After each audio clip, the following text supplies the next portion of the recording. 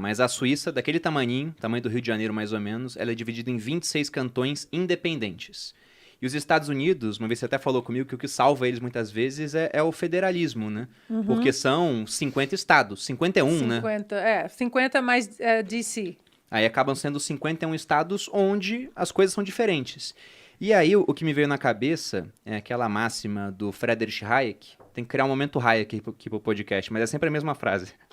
De que o conhecimento ele está disperso pela sociedade. De que não adianta uma cabeça, por melhor que seja, ou um grupo pequeno de cabeças tentar fazer um planejamento central, ainda mais para uma coisa tão grande quanto um país de proporções continentais como é o Brasil. Na Suíça, se fosse um planejamento central, talvez não fosse tão bom quanto toda essa independência que eles têm. E nos Estados Unidos é um país muito grande, mas com muita independência e com muita liberdade. Agora, Acho deixa que eu esse é um contar ponto uma interessante. história. A gente estava falando agora, a Ana estava falando de um país que nasceu de baixo para cima, né? Então, ele foi construído a partir das necessidades que já tinham sido identificadas naquelas... Locais. Naquelas 13 colônias.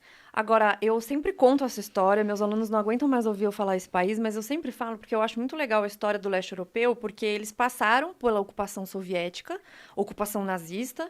Ocupação soviética entre a primeira e a segunda foram 51 anos, e aí depois que acabou a União Soviética, colapsou, inclusive graças ao Reagan, que a Ana sempre fala tanto, coraçõezinhos.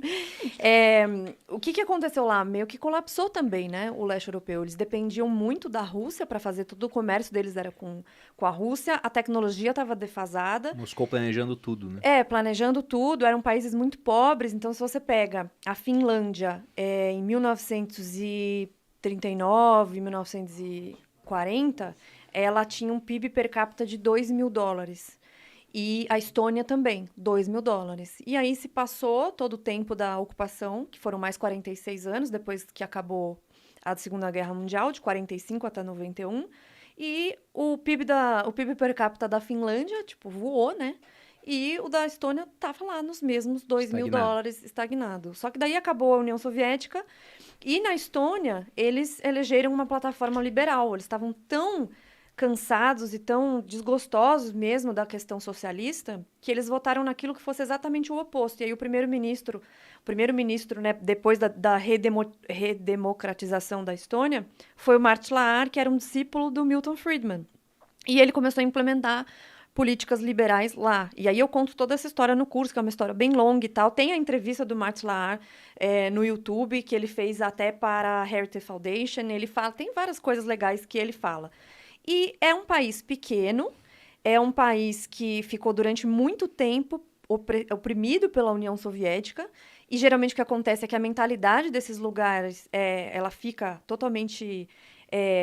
ela acaba, né? A pessoa acaba entrando naquele círculo vicioso de acreditar que realmente as coisas têm que vir do Estado. Mesmo que ela entenda que a opressão não é boa, que é o que a Zoe falou aquele dia, né? Ela falou, eu não sei se acabasse a tirania hoje, se as pessoas sairiam, ou por quem elas votariam e tal, porque ela ainda tem a cabeça de que um Estado não opressor, mas paternalista, grande, inchado, ainda é bom. Mas eles entenderam o oposto. E aí, com coalizões que eles fizeram lá, muitas reformas muito rápidas, fez reforma monetária, ele começou a atrair investimento estrangeiro e foi o primeiro país ex-Estado soviético a entrar na União Europeia. Qual o nome do país? Estônia. Estônia.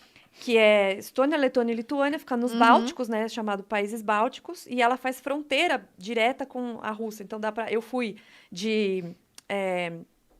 como é o nome? Tallinn até São Petersburgo, de ônibus, que é uma viagem bem bonita. E é uma história legal de todos não os bálticos, mas os do leste europeu, Ucrânia, República Tcheca, Hungria, mas é que o que mais se destacou, e hoje tem um PIB per capita muito grande, ele é o primeiro país do mundo a ter residência digital. Então, você consegue abrir uma empresa na Estônia, mesmo sem você ser de lá, e aproveitar todo o ambiente de negócios europeu. Então, assim, eles conseguiram avançar muito rápido. De 91 para cá, são 30 anos só. Sim. E aí, você pega as entrevistas do Roberto Campos de 91, naquela época ele falava, então, gente, inflação, expansão monetária, vocês ficam aí fazendo a mesma coisa, os mesmos erros. Daí eu pergunto, o que a gente evoluiu em 30 anos? Se você pega... que a mesma discussão que se tinha com o Roberto Campos no Roda Viva em 90, então é a mesma que nós temos hoje. Não, pode imprimir dinheiro, que se fala muito, né? que não vai ter inflação, fica tranquilo. E a Estônia foi lá e deu um pau em todo mundo. E aí as pessoas falam assim, mas que país liberal que funciona no mundo? Eu tenho uma lista, assim, bem grande para mostrar.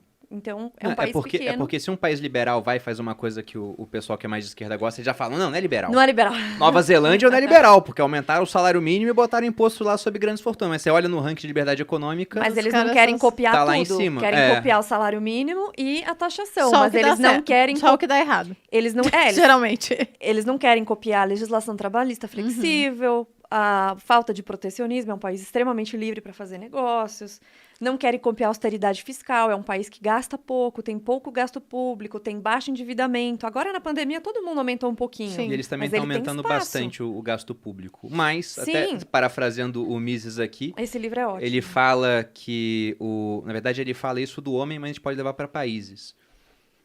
Que o país rico, ele pode se dar ao luxo de adotar caminhos insensatos por mais tempo do que o pobre, né? Mas não por tempo infinito, uma hora a conta chega. Mas eu trouxe esse livro aqui porque eu sabia que a gente ia chegar nessa hora de falar sobre planejamento central versus um planejamento descentralizado, com mais liberdade.